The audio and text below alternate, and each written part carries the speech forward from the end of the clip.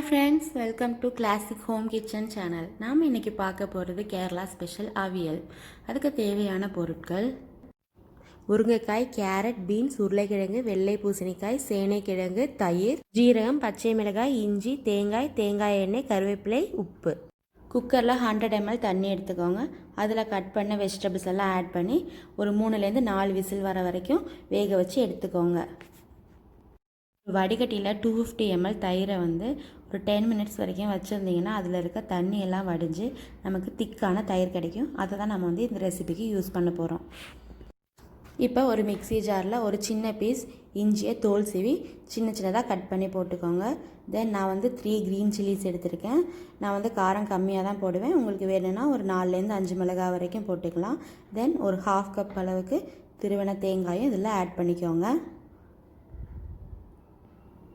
தண்ணி விடாமல் இதை ஃபஸ்ட்டு அரைச்சி எடுத்துக்கோங்க. இப்போ இதில் ஒரு ஸ்பூன் ஜீரகம் ஆட் பண்ணிக்கோங்க. கொஞ்சமாக தண்ணி விட்டு அரைச்சி எடுத்துக்கோங்க. ரொம்ப ஃபைனாக அரைக்க வேண்டிய அவசியம் கிடையாது. இப்போ நம்ம வெஜிடபிள்ஸ் எல்லாமே நல்லா வெந்துருச்சு. இப்போ நம்ம ரெசிபி எப்படி செய்கிறதுங்கிறத பார்க்கலாம். இப்போ ஸ்டவ்வில் கடாயை வச்சு நம்ம பாயில் பண்ணி வச்சுருக்க வெஜிடபிள்ஸை அதில் ஆட் பண்ணிக்கிறோம். ஒருவேளை உங்கள் வெஜிடபிள்ஸ் ரொம்ப வெந்துருந்துச்சுன்னா நீங்கள் அதில் தண்ணி இல்லாமல் ஆட் பண்ணிக்கோங்க. இப்போ எனக்கு நார்மலாக தான் வெந்திருக்கு, அதனால் நான் தண்ணியோட தான் ஆட் பண்ணியிருக்கேன். இப்போ இந்த ரெசிபிக்கு தேவையான சால்ட்டை நம்ம ஆட் பண்ணிக்கிறோம். இதை நல்லா மிக்ஸ் பண்ணிக்கோங்க. ஒன்ஸ் இது நல்லா பாயில் ஆக ஆரம்பித்ததும் நம்ம அரைச்சி வச்சுருக்க தேங்காய் பேஸ்ட்டை நம்ம இதில் ஆட் பண்ணிக்கலாம்.